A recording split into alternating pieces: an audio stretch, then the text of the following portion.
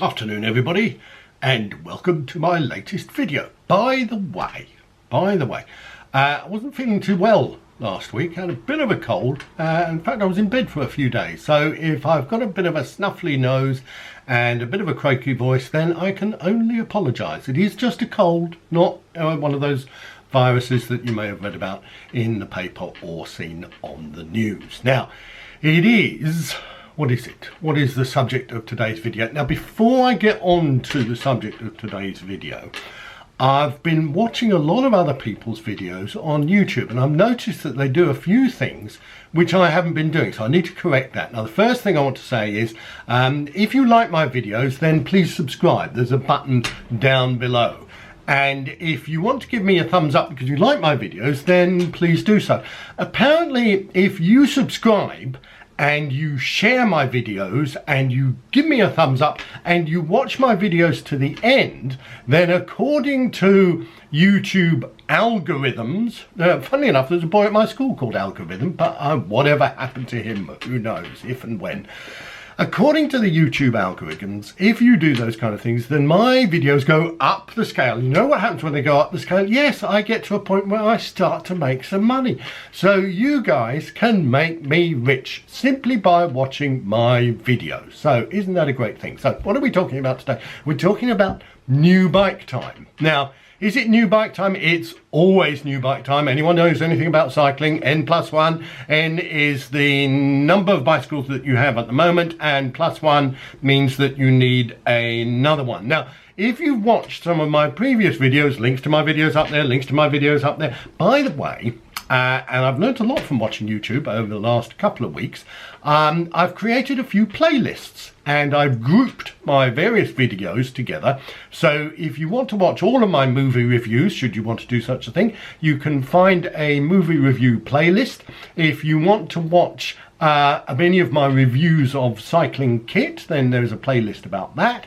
If you want to watch any of my videos about stuff to do with cycling or cycling travel, then there are sections of there are playlists of videos of that. So please check them out. So the N+1 system. Now, I've decided that under my new possession neutral approach, which I've learned from my friend Greta Thunberg, if I want to get a new bike, I have to dispose of an old bike. So you'll want to know, what bike have I disposed of? Well, it's work in progress. It's work in progress.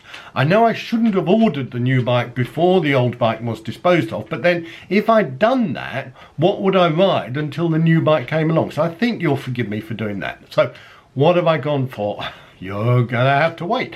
I did quite a lot of research, some of it on YouTube, quite a lot of it on YouTube actually. I always read lots of cycling magazines, spoke to various people, and I decided I wanted a gravel bike. Now, why did I want a gravel bike? Well, it's because gravel's the new thing. Did you know that? Did you know the world was full of untravelled gravel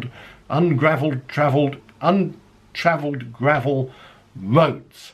And I decided that one of my goals for 2020 was to do more adventurous cycling, more off-road cycling, more getting away from the standard sort of tarmac, riding around the roads cycling, perhaps even a bit of bike packing as well. So I was looking at various gravel bikes, and the first one I settled on was the Orbea Terra, and there's a picture of it just coming up now.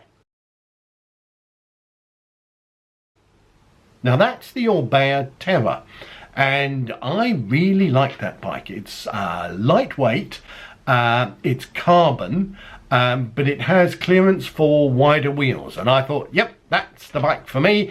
And I told all sorts of people I was going to get an Orbea Terra, and then I decided against it. Why did I decide against it? Well, I suppose one of the reasons was I've already got a couple of gravel bikes, and I also read or saw on some YouTube videos that it goes up to a maximum 40mm wide tyres, but that's not necessarily wide enough for proper off-road stuff, and the bike lightweight is not necessarily strong enough for lots of heavy bike packing. Not that I'm necessarily planning to do that, but I do want to have that capability. So then I moved on from there, and I thought titanium, that's the way to go. And there's been a lot of buzz about the Ribble CGR, which stands for Cross Gravel Road bike in titanium, and I must say it looks very nice and pretty good value as well. What turned it against, and what turned me against it? Well, by the way, there's a picture of it just there. What turned me against it, I suppose, was I used to have a titanium bike. I had a Van Nicholas. And although it was quite nice, I never thought it was really anything different from a carbon bike or an aluminium bike. So I rode it a couple of times, but I didn't ride it all that much. So I thought, well, having had a titanium bike and then getting rid of it, is it really sensible to buy another titanium bike? Maybe not. So then I thought, I know, my favourite bike for quite some years has been a Mason Definition, which is made of aluminium. And Mason, well known now, wasn't necessarily that well known when I bought it. Well known British brand, had recently, fairly recently, last year, maybe the year before, released a gravel bike called the Bokeh, B-O-K-E-H. And it was in aluminium, very wide tyre clearance, different geometry from the Definitions, both got great reviews, supposed to be really good. And I was tempted by that for a while, nearly went down to Mason's place in Sussex for a test ride. In the end I decided against it. I suppose, by the way, there's a picture of it coming up now.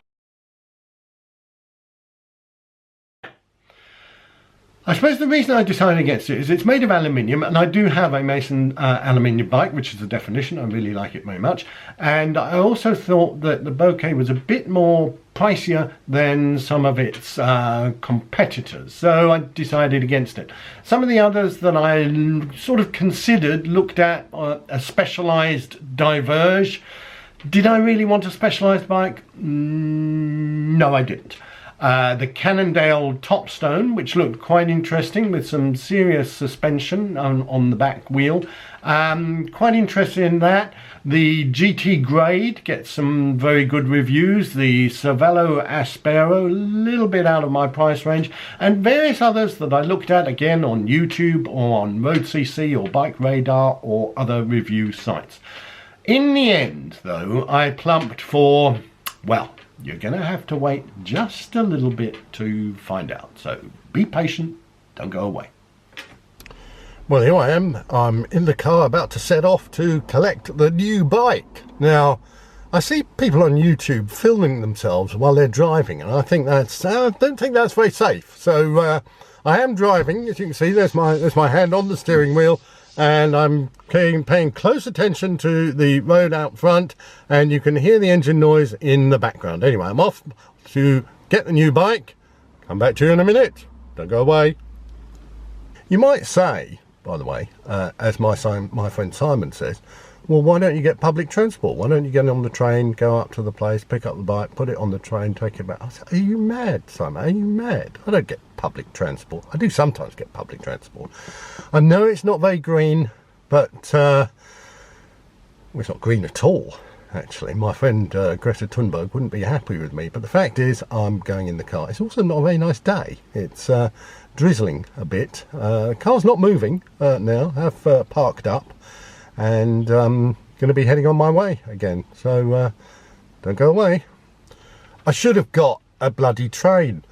I put the address into the sat-nav, and I've been to this place before, but it's in one of those places that's like a dead end. So if you approach from the wrong side, you can't get there. And for some reason, the sat-nav thought that the approach was from the wrong side. So it took me down the road, and then I came to a dead end. So of course I had to turn round. And what the sat-nav thinks is you've made a mistake. So it keeps trying to direct you back to the same way. So I've been round and round the fucking houses for about the last half hour, and I am well pissed off. And what's more, it is raining. I'm going to show you. I don't know if you can see this, right? I can see it because I can see out the bloody window, but it's, look at this. Look, can you see that? No, you can see the steering wheel there. Look at that.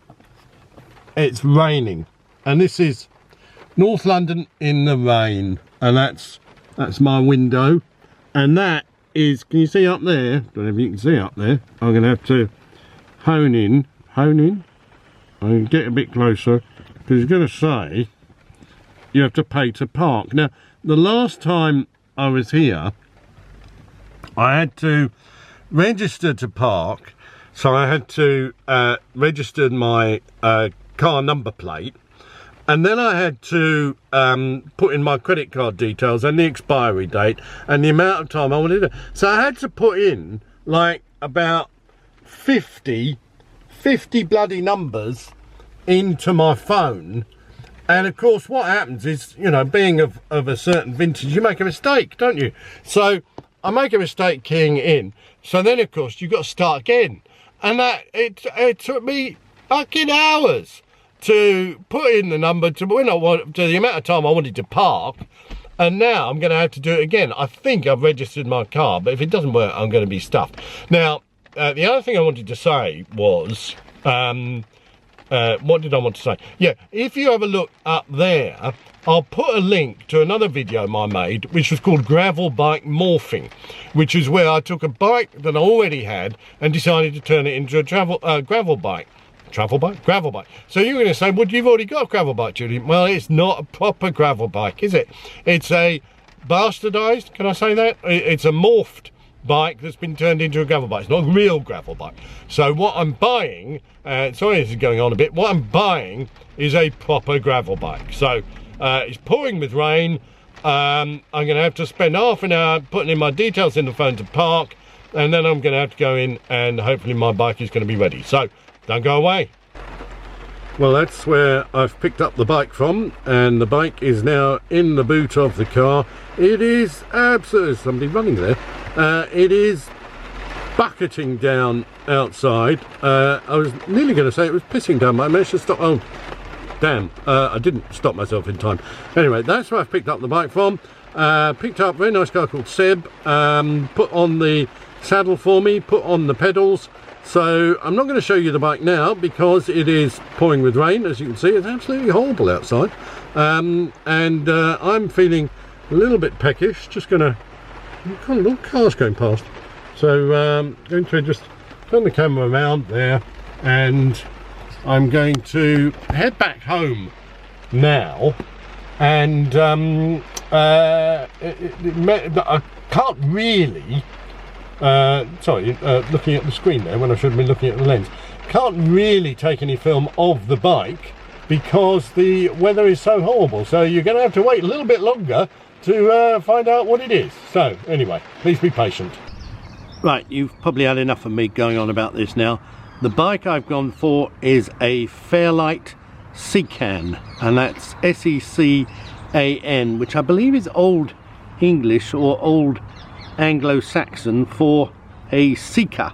So here I am, I'm a seeker after gravel riding. Now it's a 58 centimeter frame, and one of the Fairlight kind of taglines is fit, form and function. So I went on their website to check what size they recommended, and it came up as a 58 centimeter, although I normally ride a 56 centimeter. But this is a gravel bike, and therefore the geometry is slightly different. Now I've gone for, and I'm filming this from the opposite side, non-drivetrain side, I've gone for Shimano GRX 1x. Yes, the first 1x group set that I've had, and it's a single front chainring, obviously that's the 1x, and it's a 40 tooth chainring, and at the back is an 11 to 42 cassette. Yes guys, 11 to 42. Now there is there are Hope wheels with a rather fetching orange Hope hubs. There's a bit of tape there which I'll probably have to remove, and disc brakes, obviously. Sorry, I was talking about the Hope hubs. Hope wheels, orange Hope hubs. The tyres are Panaracer Gravel King 38mm SK, and there you can see the rather fetching orange Hope seat clamp. And moving along, I really like those graphics, I must say. Moving along, you can see an orange Hope headset there.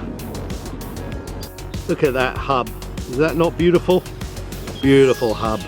There we have that great big dinner plate cassette there with the Shimano GRX clutched derailleur. There we are. Bike is made of steel, by the way. Sorry, I'm not sure I said that.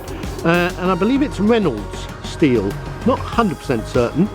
The cockpit is FSA. I'm out of focus there for some reason. Come in there a bit. Yes, an FSA stem. That's a 100mm stem on there, and FSA. Are they FSA? Yeah, I think they're FSA handlebars with a slight flare on them. When I did my gravel bike morphing, I got these Ritchie Venture Max handlebars. Not sure if I told you this, with a very big flare on them, and I'm not sure if it was those or something else, but anyway I got kind of pain in the base of my thumb, so I stopped using them. So I hope this lesser flare on this won't give me the same kind of pain, but we'll have to see. There you can see the GRX branding on the brake levers. You can see I've been watching too many American YouTube videos, or brifters. I think brake shifters, I think they call them, in across the pond, as I say. There's the front disc.